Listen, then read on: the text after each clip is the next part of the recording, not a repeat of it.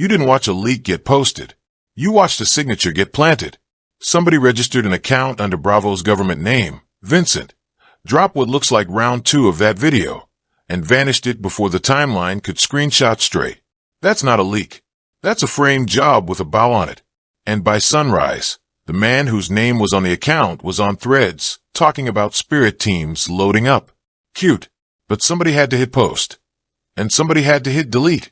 And neither of those hands belonged to him. Now, before I unspool this whole thing, do me a favor. Tap the like, hit subscribe, ring the bell. Y'all keep this train running, and part 2 of this saga is loading faster than that fake account got deleted. Let's ride. And I mean it when I say unspool.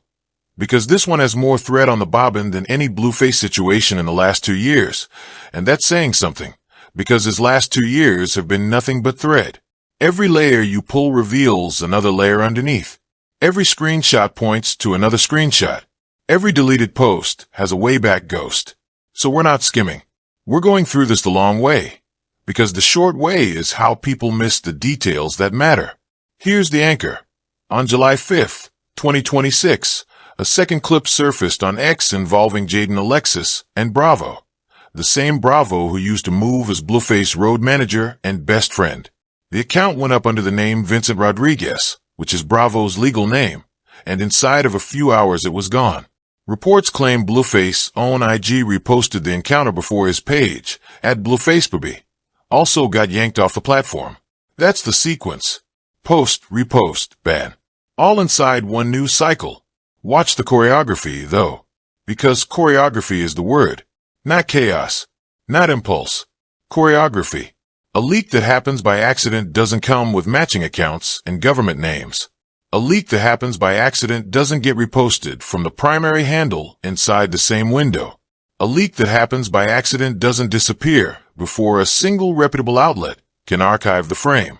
This one did all 3, which means either the person behind it is a savant of self-sabotage, or somebody thought they were being clever and left 3 sets of footprints in wet cement instead of 1. And once we get to the forensic lens, you'll see which of those 2 it looks like. Let's just line up what's on the record. No analysis, no smoothing.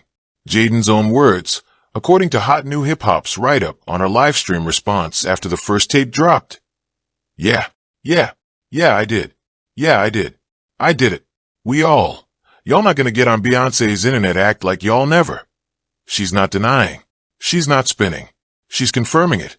And the tone is somewhere between so what, and we're really doing this today. Wild. And listen to the rhythm of how she says it.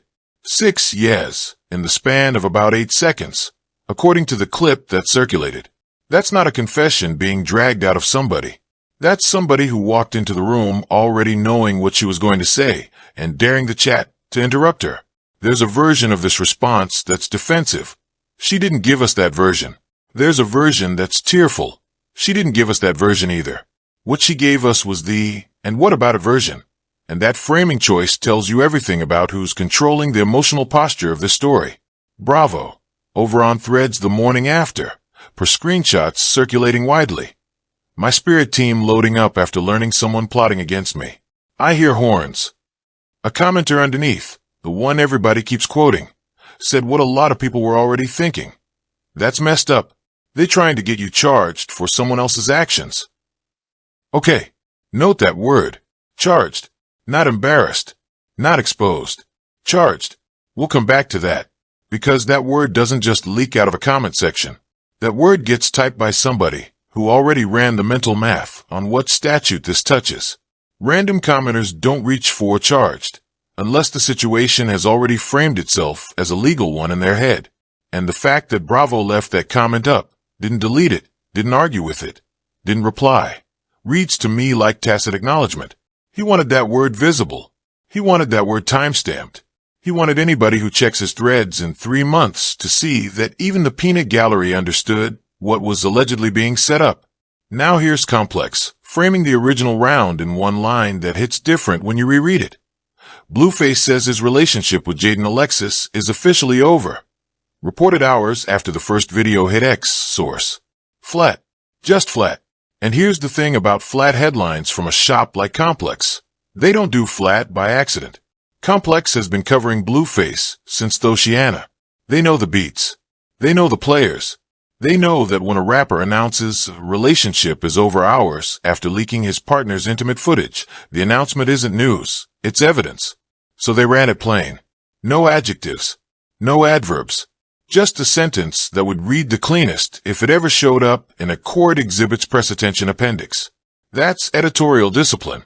And it should tell you how the professional media is already positioning around this. And then there's the receipt everybody's been recirculating. Jaidyn's earlier tweet from months back. The one people are treating like prophecy now. An eye for an eye.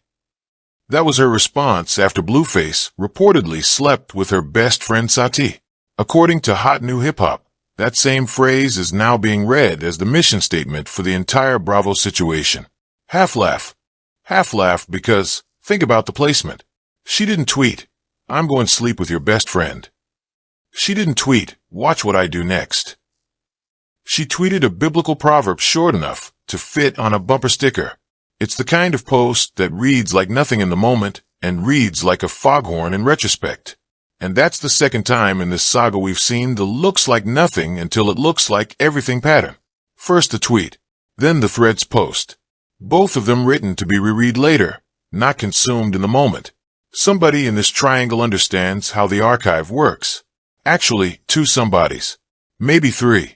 And figuring out which three is what the rest of this breakdown is trying to do. And the one that ages the worst, from an old live stream that Keeping Up with Them reposted this week, Blueface son Javon, asked point blank if he'd seen mommy around any boys. I mean, there is one. Bravo. Out the mouth of a child. And that's the part one have to sit with for a second, because a child doesn't have a media strategy. A child doesn't have an angle. A child just answers the question that was asked. Which means the person asking that question of a child on livestream understood exactly what answer was coming, understood exactly what that answer would trigger, and pressed record anyway. Whatever you think of Jaidyn, whatever you think of Bravo, whatever you think of the tape situation, that particular clip was engineered. Somebody wanted that soundbite in the record. And once you notice that engineering, you can't unnotice it, because it changes how you read every other spontaneous moment in this timeline. All right, connect the dots. Not the tape itself, the architecture around it. Round one drops. Jaidyn confirms on stream. She doesn't apologize. She doesn't retreat. She calls it what it was, an eye for an eye. Then hours later, Blueface announces on stream that his relationship is officially over, which, real talk, was already over the second he leaked the first clip. So the announcement was theater. The announcement was the receipt he wanted us to read.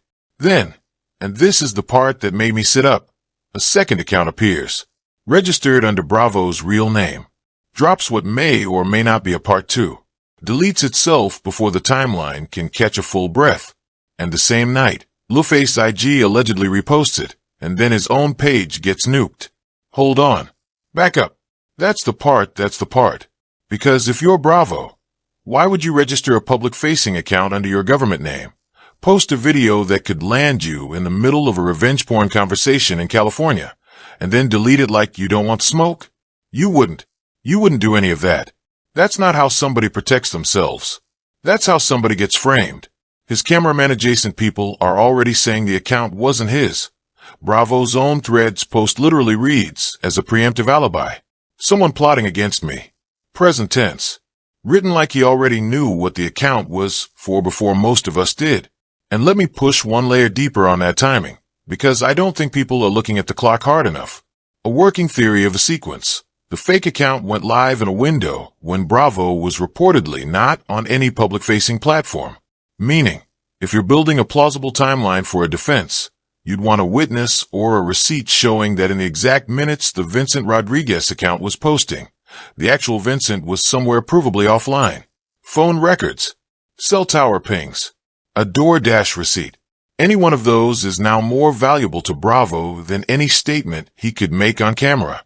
And I bet that's exactly why the threads post came out sounding lawyer-adjacent instead of emotional. He's not fighting a PR battle. He's assembling a file. Now overlay the Trey interview from that same 24-hour window. Trey, Blueface cameraman, got cornered with questions about the fake Bravo page, the Bible pillow situation with Nevaeh, and the deletion of Blueface IG. His answer on the fake page. I don't know about the fake Bravo page. I didn't go look, bro. I never looked at it. I didn't want to see that. He said he'd never met Bravo. Said he wouldn't even recognize him standing next to him. That's a lot of distance for a man who works 2 feet from the source. That's the kind of distance you rehearse. That's the kind of distance a lawyer coaches into you before an interview. Don't confirm you saw it. Don't confirm you know him. Don't confirm you were in the room when anything happened. Now, I'm not saying Trey got coached. I'm saying his answers pattern matched to somebody who did. And the tell isn't the denials themselves. It's the volume of them stacked on top of each other. I don't know. I didn't go look. I never looked at it. I didn't want to see that. I've never met him. I wouldn't recognize him. That's 6 separate distancing statements in what should be a 2-sentence answer. When somebody says, I don't know 6 ways in 20 seconds, they usually know. Zoom out on Trey's whole role for a second, because I don't think casual viewers understand what a cameraman is in this ecosystem. In modern streamer/rapper universes, the cameraman is the archivist. He's the one holding the phone when the stream isn't live. He's the one with the Google Drive of clips that never made air. He's the one who, if he ever decides to walk, walks with the full unedited catalog, which means whatever Trey saw, Trey has. And whatever Trey has, he's now on record publicly denying he ever saw, which is a very specific choice to make, in public, on video, in a jurisdiction that has a subpoena system. And zoom out one more click. Who benefits from a second tape at this exact moment? Not Bravo. He's swinging in the wind either way. Not Jaidyn. She already confirmed round 1, and the moral high ground was hers, because Blueface leaked first. The person who benefits is the person whose narrative was collapsing. The person who needed the story to stop being, he leaked her tape, and start being, she and Bravo have a whole content library. Follow the incentive, and the incentive tells you the author. That's true in journalism. That's true in fraud investigations, and it's true here, because the first tape only sells one story. Blueface got played by his best friend. That's a humiliation story where he's the wounded party. But the internet had already started rejecting that framing within about 6 hours. Jaidyn's confirmation flipped the moral posture, and by hour 12 the trending framing was, he leaked her body. She owned her truth. He's a coward. That flip is the exact kind of narrative loss that would make somebody in his camp reach for a second card to play, which is what a second tape is. It's not a leak. It's a play. 2 lenses on this one, because the rest is noise. Bravo's post. Read it again with a lawyer's ear. My spirit team loading up after learning someone plotting against me. I hear horns. That is not a man reacting to embarrassment. That is a man building paper trail. Learning someone plotting is language you write when you want the timestamp to matter later. And the I hear horns, that's the flourish. That's him telling anyone paying attention. I know exactly what this is, and I know exactly who did it. He didn't name anybody. He didn't have to. The comment section named him for him. And here's the subforensic detail that matters. Threads timestamps. Meta's Threads platform date stamps posts down to the minute. And those stamps are metadata that survives even if the post is later deleted. So if this ever reaches a filing, Bravo's post becomes what lawyers call a contemporaneous statement of understanding. A written record showing his state of mind at the exact moment the fake account was still active. That's not a small thing.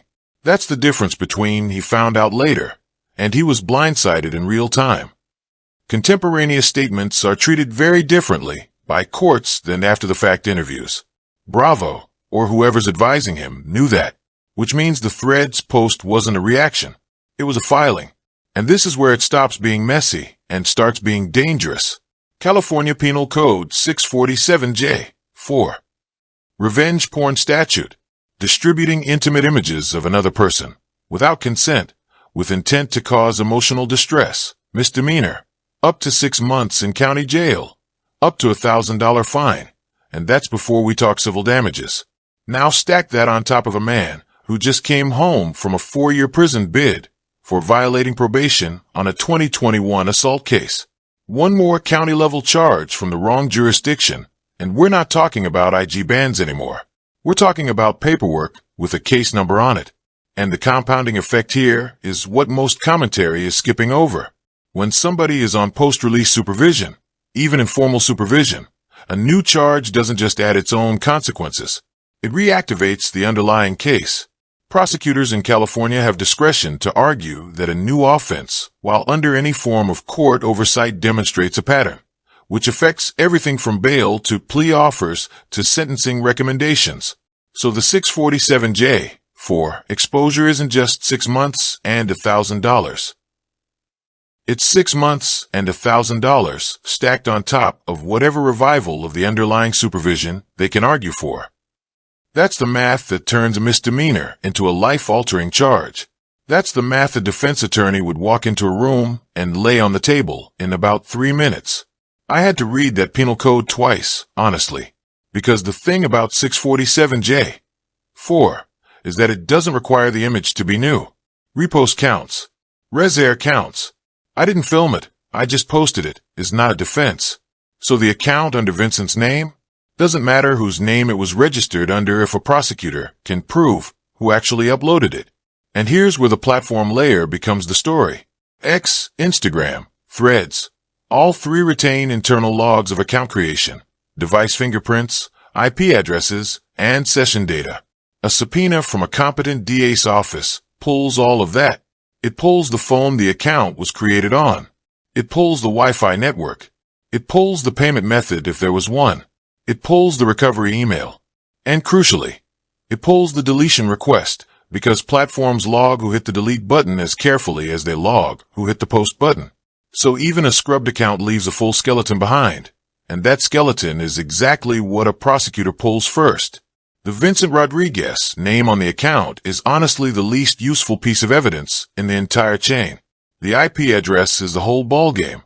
And Jaidyn, on a stream just before all this, was already talking about the police, already floating the idea. She said she wouldn't call, but she also said she knew she could. That wasn't a threat. That was a receipt. She was leaving on the counter for later.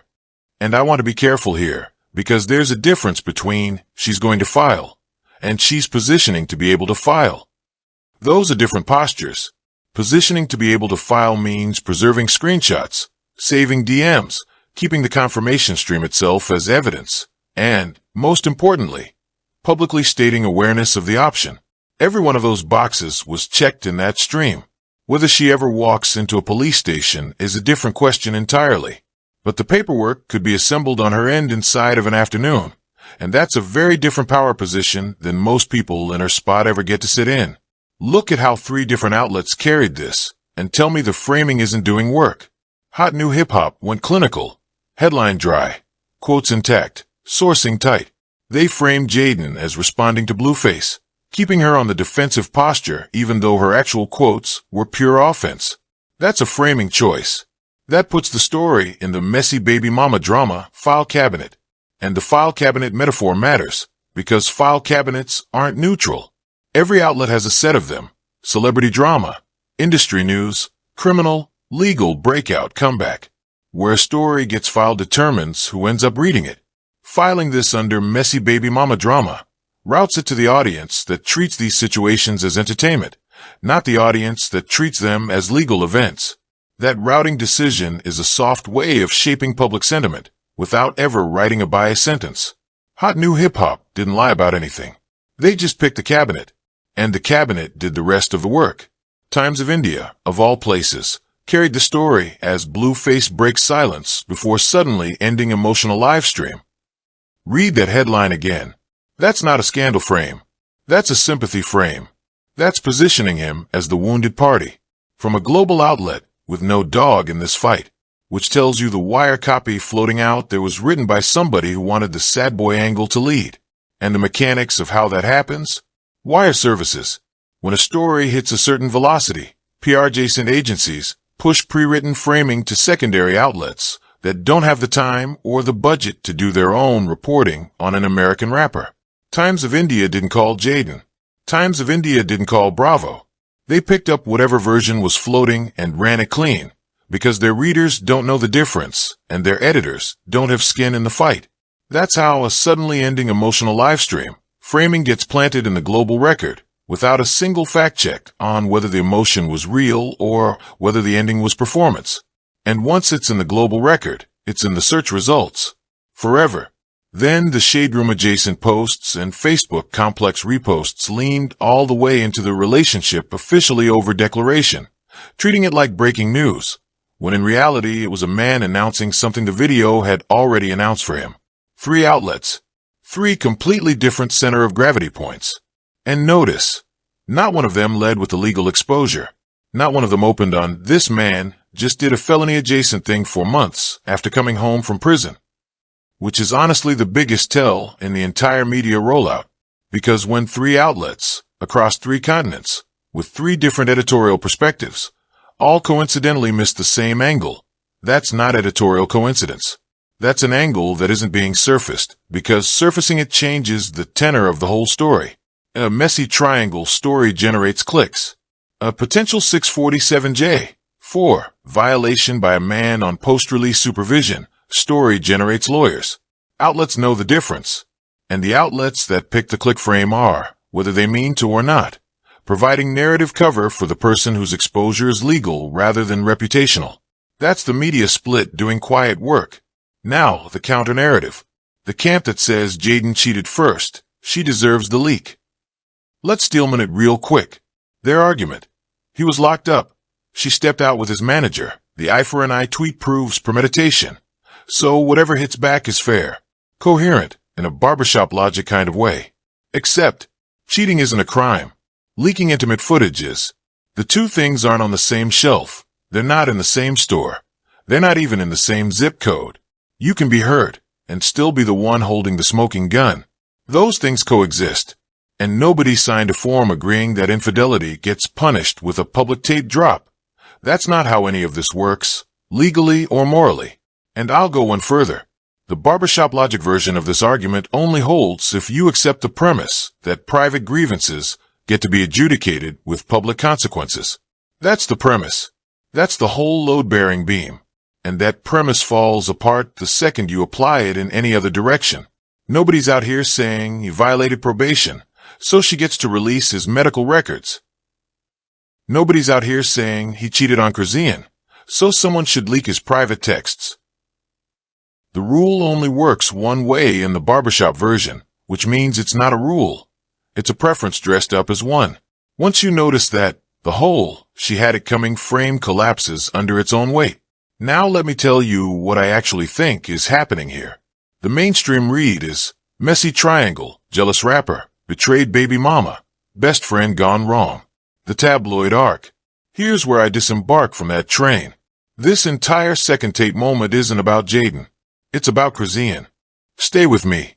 Because for months, the storyline that's been building, the one nobody in the commentary lane has connected, is that Cryptix Rock has been quietly reinserting herself into Blueface public life. Complex has documented the Cryptix Jaidyn Cold War, going back to when he first came home. There are reports that Cryptix removed a Jaidyn video from Blueface YouTube channel, meaning she has, or had, back-end access. And Cryptix has been on record, loudly, publicly, on IG Live, claiming she's the one who made him relevant again. That is not a woman who wants to share the narrative real estate with the mother of his other child. That is a woman running a branding takeover. And I want to pause on the YouTube back-end access detail because it's the single most under-discussed data point in this entire saga. Back-end access to somebody's YouTube channel means the ability to delete uploads, modify metadata, change monetization settings, and, crucially, view analytics that expose revenue streams. That's not a girlfriend privilege. That's a business partner privilege. Somewhere between the last incarceration and this moment, Cryptix's role in Blueface operation escalated from ex-girlfriend to something with credential-level access. That escalation doesn't happen by accident. It happens because somebody signed off on it. And the timing of that access, before or after the current triangle got activated, is the question I'd want answered before I bought any version of she's just a jealous ex framing. So think about who benefits from Jaidyn getting recast, publicly, permanently, as the villain of this arc. Who benefits from the internet remembering she and Bravo, instead of remembering, he leaked her body without consent. Who benefits from Bravo? The one man in Blueface old inner circle who actually knew where the bodies were buried. getting framed hard enough that nobody takes his side of any future story. The person who inherits the throne if Jaidyn's image is scorched and Bravo is compromised is the same person who's been fighting for that throne on livestream for 6 months. I'm not saying Cryptix pressed the button. I'm saying the button got pressed in a way that clears the runway for her. And I don't believe in coincidences that convenient.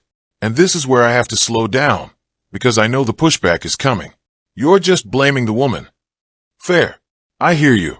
So let me be precise. I'm not blaming Cryptix for anything. I'm reading the incentive board. Incentive boards are neutral. They don't care about gender. They don't care about likability. They don't care about who the audience roots for. They only care about who wins if a specific outcome lands.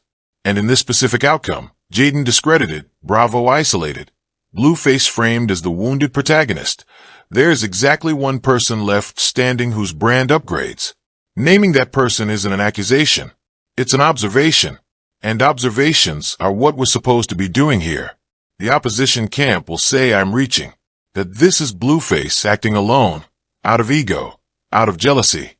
Out of the same impulsivity that put him in prison the first time. Fair jab. He is impulsive enough to do this by himself. I'll grant that. But impulsive men don't usually set up burner accounts under their opponent's government name. That's a step. That's choreography. Impulsive is a livestream rant. Choreography is a fake account, a repost from the main, and a deletion sequence timed to news cycles. And there's a historical pattern worth mentioning here. Not to prove anything, just to frame what we're looking at. In pretty much every documented case, where a public figure has been accused of a coordinated leak versus an impulsive one, the tell is always the same. The presence or absence of a setup step. Impulsive leaks skip the setup. Coordinated leaks included. This one has a setup step, a whole one, with a name attached, which puts it in the coordinated bucket, whether the person who did wants to admit that or not. The opposition will also say Jaidyn's the one who created the opening.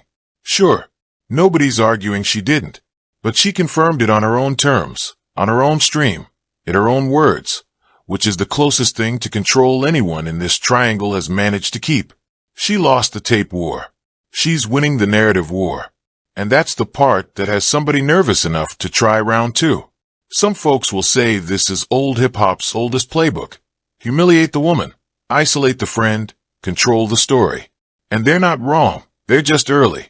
Because that playbook works when the mic is one-sided. It doesn't work in 2026 when the woman has her own Twitch, her own stream chat, and her own eye for an eye receipts already timestamped. Think about how radically that changes the game. 20 years ago, this exact situation ends with the woman losing, full stop. No platform, no response mechanism, no way to reach her own audience without an outlet's cooperation. 10 years ago, the woman gets a hostile Wendy Williams segment and maybe a Breakfast Club interview if she's lucky. In 2026, she opens her own stream, addresses her chat directly, and controls the framing in real time. That platform shift has completely rewritten the physics of these situations, and the people running the old playbook haven't updated their mental models. They're still running 2005 tactics on 2026 infrastructure. That's why the choreography looks so clumsy. It's a routine designed for a stage that doesn't exist anymore. The other side of the story lands somewhere ugly if it lands at all. Watch how the next stretch plays. The path most likely to land. This becomes a legal problem. Not a public relations one. Somebody in Jaidyn's camp, not her, but somebody around her, quietly consults an attorney about 647J, 4. Once that conversation happens, the calculus flips, because a filing doesn't need her cooperation to matter. It just needs a prosecutor curious enough to pull IP records on the Vincent Rodriguez account. Don't be shocked when the platform subpoenas start moving in the next 30 to 60 days. And when they do, the man who's still on probation-adjacent supervision is going to wish he'd stayed off Threads. And the second-order effect of that legal pathway is the one that matters most. The moment a subpoena hits any of the 3 platforms involved, everybody in the peripheral orbit becomes a potential witness. Trey, the cameraman, the friends who were on the stream when the announcement dropped, the person who runs Blueface IG, the person who runs Jaidyn's stream chat. Every one of those people goes from background character to person a prosecutor might call. And most of them don't have lawyers, which means most of them will talk, which means the version of events that ends up on the record isn't going to be the streamlined narrative anyone in this triangle is currently pushing. It's going to be the frayed, contradicted, six-angle version that emerges when 8 people give statements without coordinating. That's how these things unravel. Not with a bang, with a witness list. The path that flips the table, Bravo Talks. Not a story time on IG Live. A real one. To a real outlet. With a real lawyer sitting next to him. Because right now, Bravo is holding the only version of events that hasn't been aired. And he's got a Threads post already establishing a someone is plotting against me defense. The next window, call it the next 4 to 6 weeks, is when he decides whether to swing back publicly or lawyer up quietly. My money's on quiet. But if he swings, the whole ecosystem tilts, because he was in the inside of that camp long enough to have receipts nobody else has seen. And receipts nobody else has seen is the phrase to hold on to, because a road manager who's also the best friend isn't just a colleague. He's the guy who handled travel bookings, wallet access, guest list decisions, and probably a non-trivial amount of financial paperwork. If Bravo ever decides the smoke isn't worth eating, the leverage he can bring out isn't limited to the tape situation. It extends to whatever business documentation he touched during his tenure. That's the leverage that turns a he said, she said into a here are the receipts, here are the emails, here are the wire transfers. Which is precisely why the incentive to compromise him publicly right now is so high. If you can burn his credibility before he decides to open the folder, you never have to fight the folder itself. The aftershock 5 years out, this becomes a case study. Not for tabloid reasons, for legal ones. Because we're watching, in real time, the moment when the culture stops treating tape leak retaliation as a rap beef move and starts treating it as a criminal move. The generation of artists behind Blueface is going to look at whatever consequence lands here. Jail time, civil settlement, platform ban, whatever, and adjust. And a decade from now, when somebody tries to pull the same play, this is going to be the Summer People reference. The one where the retaliation was so visible, so poorly disguised, and so legally exposed that even the fans who came to laugh stayed to file screenshots. And that shift matters, because it's not just about Blueface. There is a whole cohort of male rap figures who came up in an era where the leak as retaliation move was treated as edgelord flexing rather than criminal exposure. Kanye, Ray J, others whose names we don't need to invoke to make the point. Every one of them navigated the leak conversation in a legal environment that hadn't fully caught up. That environment has caught up. California's statute has been on the books since 2013, and enforcement has sharpened every year since. What used to be a let the lawyers work it out situation is now a here's your court date situation. And this story is landing right at the inflection point where the cultural understanding is finally catching up to the legal reality. That's the case study angle. That's the reason this saga is bigger than the 3 people in it. The opposition's failure prediction? Blueface people are going to try to control the story through livestream, through IG, through the same media apparatus that made him famous. And the platforms are already saying no. The IG deletion, the X account takedown, those weren't accidents.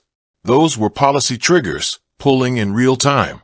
Once the algorithm stops carrying you, you don't have a story anymore. You have a Threads account and a lawyer's bill. And the platform layer here is doing quiet work most viewers aren't tracking. Every major social platform, Meta, X, TikTok, has updated its non-consensual intimate imagery policy in the last 24 months. Automated detection systems now flag reposts of previously reported content within minutes, not hours. Which means every time one of these clips resurfaces, the takedown clock starts faster than it used to, and the account penalties escalate faster than they used to. So when Blueface IG got yanked, that wasn't a moderator deciding he'd crossed a line. That was a system triggering because content matching a flag fingerprint got pushed from a verified account. The infrastructure itself has become the first responder. That's a fundamentally different environment than the one this playbook was designed for. Whoever ran the choreography did not update their model to account for it. The favored side wins because the favored side has the one thing you can't fake at this altitude: consent. Jaidyn confirmed on her own timeline. Bravo denied on his own timeline. Whatever else falls apart, Those two anchors are theirs. The person operating without either of those things is the one who has to keep posting to stay ahead of the story. And posting is exactly how the last account got deleted. Somebody in this triangle is going to touch a courtroom before Christmas. Book it. Alright, that's what I saw in the wreckage. If this read hit different than the other takes floating around, you already know.